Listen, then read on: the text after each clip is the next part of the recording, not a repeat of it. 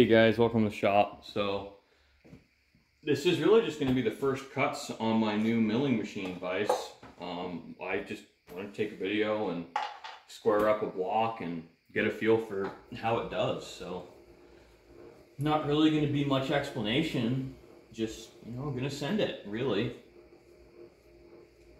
So I'm pretty pleased with this. I mean, in the last video I recorded, I don't know if I'll post it or not, is mostly just me comparing and contrasting this to my other Bridgeport Vise that you've seen in my other videos for 20 minutes.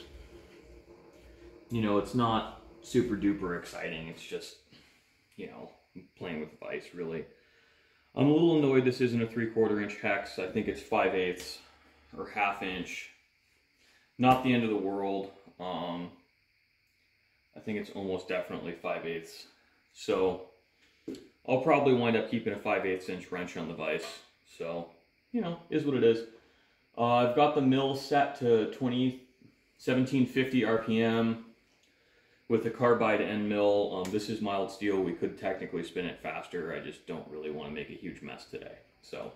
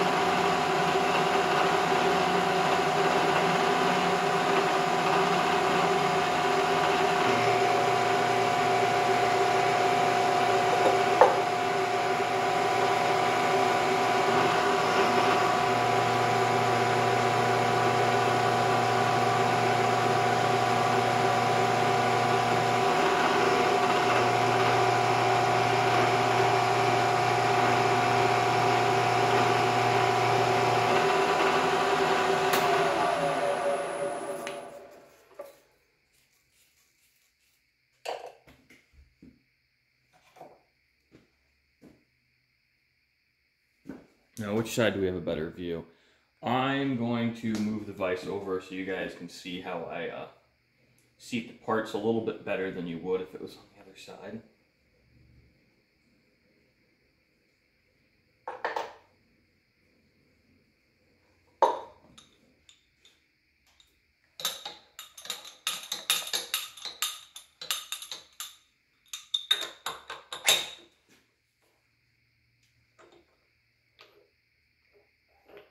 So first things first is to knock that burr off.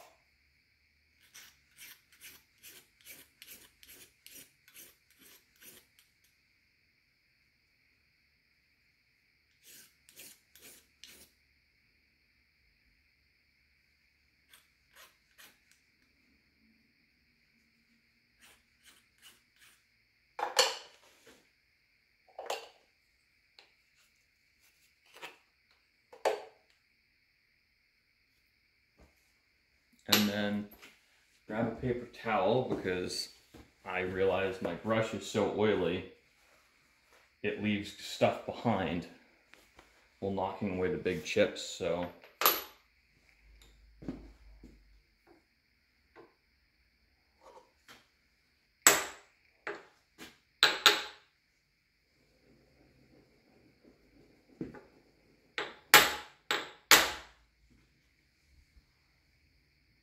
One of the nice things I'm noticing already is I'm not getting any appreciable lift on this part, which is really lovely.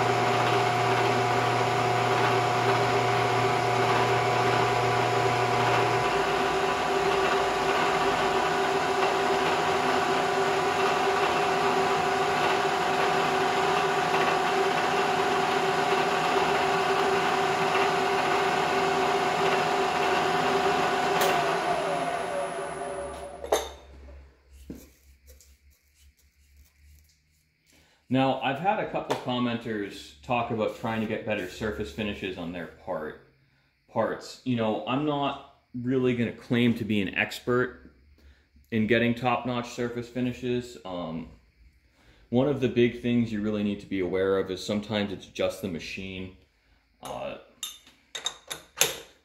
You know, if you've got bad bearings, you're kind of SOL. There's really no way around that. In this case, I've got good bearings. You know, my gibs are tight. The machine's not too worn. Well, it's worn, it's not worn out. Now,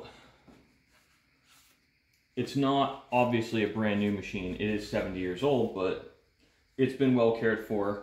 You know, lead screws are in good shape, this and that. So one of the things, once we're operating under the assumption that we're using the right tool with the right cutter or right machine at the right speeds and feeds, at that point it's kind of up to your setup being sufficiently rigid to do the work. And you know, I'm feeling for burrs here, so I've got a little bit of a burr at one end.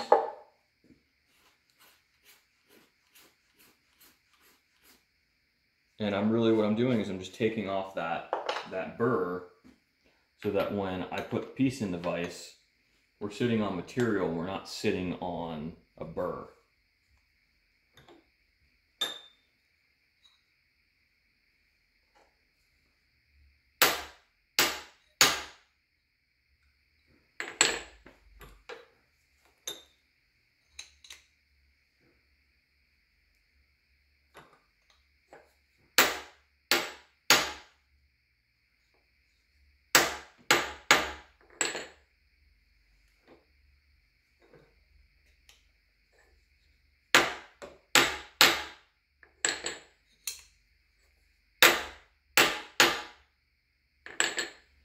Now, so what I'm doing here is I'm checking and making sure that the parallels are fully tight under the part, and then visually inspecting, because you can get the parallel tight on one end but not the other. So see, I think this little corner here might still be a little bit high. Now it feels much better. So that's another trick to, you know, improving your surface finish and squareness, is really get the part seated all the way in the vise. Now, it can be really tricky when you're getting started. You don't know where to hit. So a strategy that works really well for me in the vise is one end, other end, middle. And I kind of just repeat that all the way around until I'm, you know, happy with the part, how it's seated. And you know, you can get feeler gauges to stick under there. You know, if you have good light and decent eyes, you can see the gap pretty easily. There's more than one way to do it. I just do it by eye for something like this. On, you know, the far side, what we can do for parallelism between this face and the other face actually is, once we have it machined, I can take an indicator and essentially tram the part.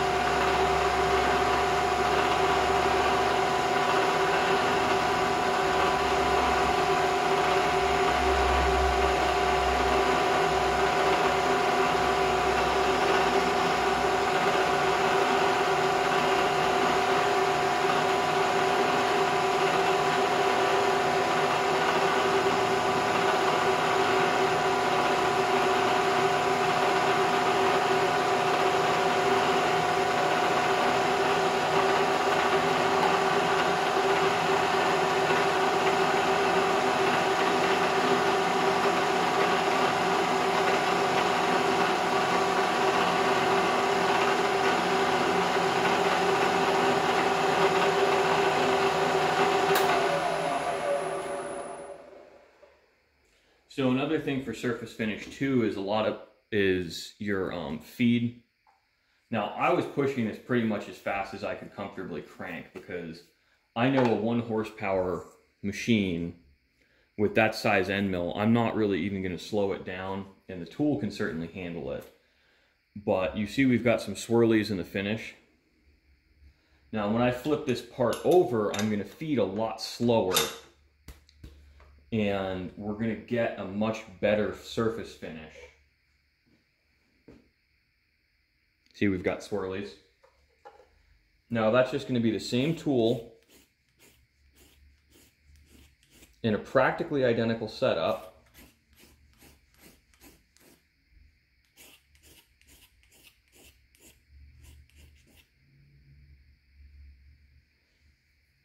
At the same RPM. Sorry, I got focused on the shiny thing. And there should be a noticeable difference in our surface finish.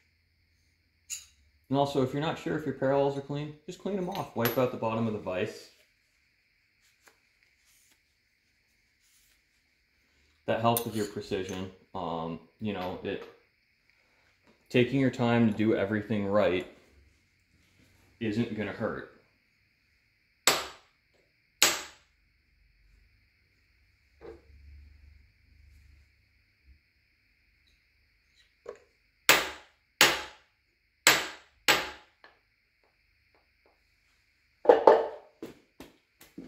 Now we're dialing in. I took a 25,000 step of depth of cut before. I think we're going to do 20. That should do it.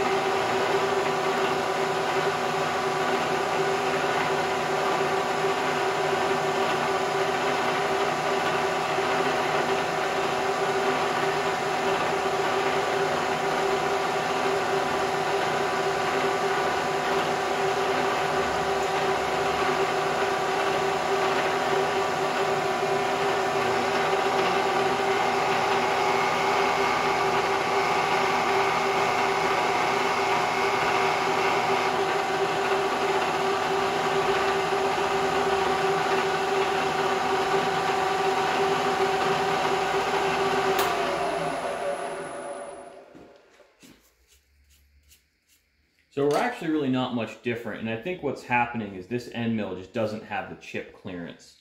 So what it looks like is we're occasionally getting into a gummy spot on this mild steel, and it picks the chip up and spins it around. And what's actually interesting, the fast travel side and the slow travel side, this side actually has worse tool marks than this side, interestingly enough. So I think that what we're running into there is the wrong tool for the job. But, you know, it happens.